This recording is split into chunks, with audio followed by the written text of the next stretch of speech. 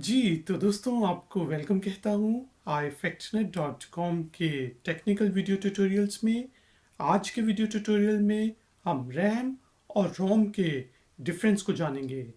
आप में से बहुत से लोगों ने रैम और रोम का नाम तो सुना ही होगा और बहुत से लोगों को रैम का पता भी होगा, लेकिन कंप्यूटर में एक और टाइप की मेमोरी होती है जिसे हम रोम कहते हैं और आज हम इन दोनों का डिफरेंस जानने की कोशिश करेंगे।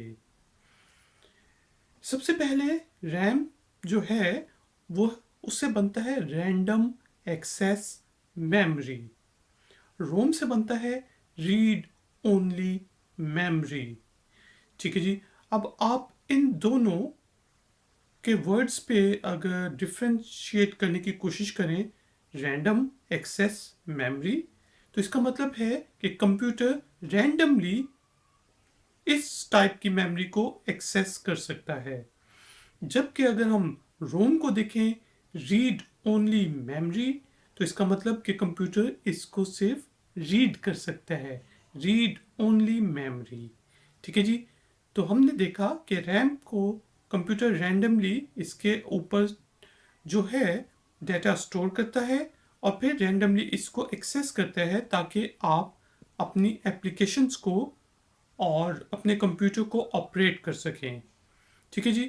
अगर आपने 3-4 एप्लीकेशंस खोली हुई हैं, आपने मोबाइल के ऊपर भी जो बैकएंड पे डाटा चल रहा है वो भी खोला हुआ है या कंप्यूटर पे, और उसके साथ आपने लेट सपोज कोई एडिटिंग की एप्लीकेशन खोली हुई है, साथ आपने यूट्यूब खोला हुआ है, तो कंप्यूटर या मोबाइल जो है, या आप इस तरह कह लें सेंट्रल प्रोसेसिंग यूनिट जो है, वो रैम के अंदर आपके रैंडमली जो उसको ज़्यादा उस एप्लीकेशन को ज़्यादा तेज़ रन करने के लिए चीज़ की ज़रूरत होगी वो वहाँ पे स्टोर करेगा।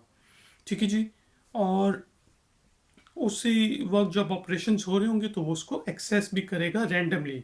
ठीक है जी। जहाँ जहाँ उसको चाहिए होगा वो जल्दी जल्दी उठा के रैंडमली एक्सेस भी कर लेगा। दूसरी तरफ है ROM, read only memory. Read only memory देखें, जब आप अपने मोबाइल को ऑन करते हैं या फिर अपने कंप्यूटर को ऑन करते हैं, तो जब वो स्टार्ट हो रहा होता है तो वो उस प्रोसेस को हम कहते हैं बूटिंग, कि इस वक्त कंप्यूटर बूट हो रहा है और उसको कुछ इंस्ट्रक्शंस चाहिए होती हैं बूट होने के लिए।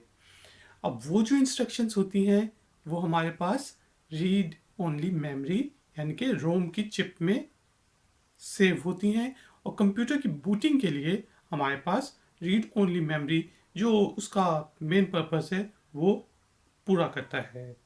जबकि एप्लीकेशंस वगैरह को, कंप्यूटर्स को, ऑपरेटिंग सिस्टम को रन करने के लिए जो डाटा चाहिए होता है स्टोर करने के लिए, कुछ लम्हों के लिए, कुछ मिनट्स के लिए, टेम्परेरी, ठीक है जी, तो वो हम रैम में स्टोर करते हैं। जबकि हार्ड डिस्क के अंदर हम जो परमानेंट डाटा होता है उसको स्टोर करते हैं यूएसबी ड्राइव के अंदर, या डिफरेंट जो स्टोरेज डिवाइसेस होते हैं उसके अंदर आप परमानेंटली डाटा स्टोर कर सकते हैं। जबकि रैम में इसको हम कहते हैं वॉलेटाइल मेमोरी।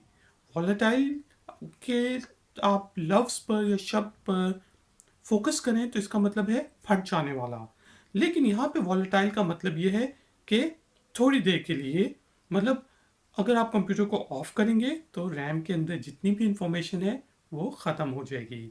ठीक है जी।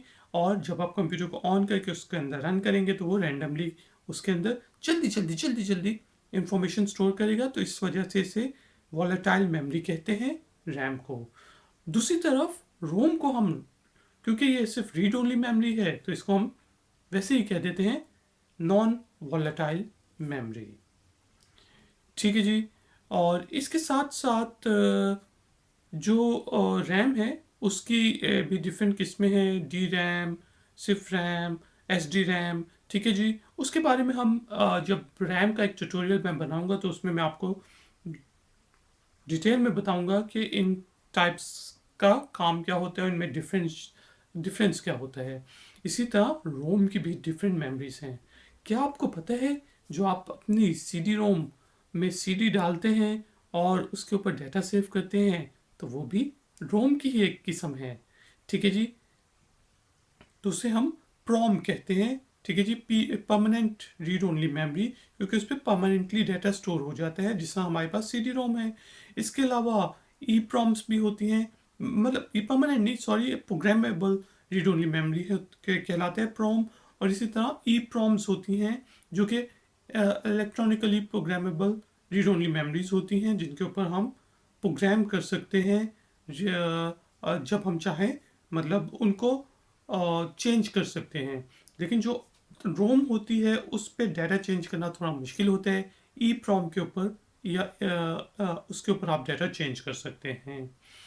तो गाइस एंड गर्ल्स, उम्मीद है कि आपको आज रैम और रोम का डिफरेंस पता चल गया होगा। रैम जो है रैंडम एक्सेस मेमोरी, रोम रीड ओनली मेमोरी। रैम जो है ऑपरेटिंग सिस्टम और जो आपके उस वक्त एप्लीकेशंस रन हो रही होती हैं उसके लिए, जो उन चीज़ों को रन करने के लिए आपको डाटा चाहिए होता है वो उसमें सेव होता है रैंडमली, और रैंडमली एक्सेस होता है जब ज़रूरत पड़ती है। जबकि रीड ओनली मेमोरी में, रोम में, आपके जब कंप्यूटर या मोबाइल डिवाइस बूट होती है तो उसके लिए वो इंस्ट्रक्शंस होती हैं कि ये चीज़ यहाँ से उठाओ, ये चीज़ यहाँ से उठाओ, इसको लोड करो, इस ऑपरेटिंग सिस्टम को लोड करो, या इस तरह। और रोम छोटी होती है क्योंकि उसकी इंस्ट्रक्शंस कम होती हैं जो बूटिंग के वक्त यूज़ होती है, और रैम की इंस्ट्रक्शन ज़्यादा होती हैं।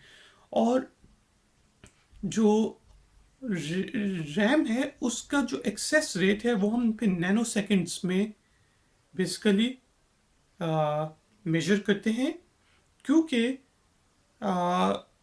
कंप्यूटर देखें आप क्लिक करते हैं तो वो एकदम आपको कोई और चीज़ स्क्रीन ओपन करके दिखा देता है। तो इतनी जल्दी आपको चाहिए है, और जितनी ज़्यादा आपके कंप्यूटर में रैम होगी उतना ज़्यादा आपका कंप्यूटर रन करेगा। और इसीलिए इससे हम नैनो सेकेंड्स में मेजर करते हैं, क्योंकि हमें बहुत जल्दी इंफॉर्मेशन चाहिए है। दूसरी तरफ जो हमारे पास हार्ड डिस्क आ जाती है उसमें आपके सेक्टर्स पे जाके डाटा स्टोर होता है, ठीक है जी, और वो एक्सेस करने के लिए थोड़ा टाइम लगता है कंप्यूटर को। तो आप अपने कंप्यूटर या मोबाइल के जो हार्ड ड्राइव होती है या एसडी कार्ड होता है उसको भी रैम के ज़रिए यूज़ कर सकते हैं। तो उसमें ये होगा कि आपका जो कम डाटा यूज़ होता है वो रैम उसमें स्टोर कर देगी, एप्लीकेशन वहाँ स्टोर कर देगी, लेकिन वो आपको फिर स्पीड नहीं मिलेगी। आपको फिजिकली रैम को बढ़ाना चाहिए अगर आपको जल्द ऑपरेशन चाहिए हैं। तो guys and girls, thank you very much कि आपने मुझे आज के ट्यूटोरियल के लिए ज्वाइन किया। अगर आपको ये ट्यूटोरियल पसंद आया है तो प्लीज़ लाइक का बटन ज़रूर प्रेस करें, मेरे चैनल को सब्सक्राइब करें, ifactoner.com को विज़िट करें, और हो सके तो इस ट्यूटोरियल को अपने फ्रेंड्स और फैमिली के साथ शेयर करें। मैं आपसे मिलूंगा एक और नए ट्यूटोरियल में। Until then, take care, good day.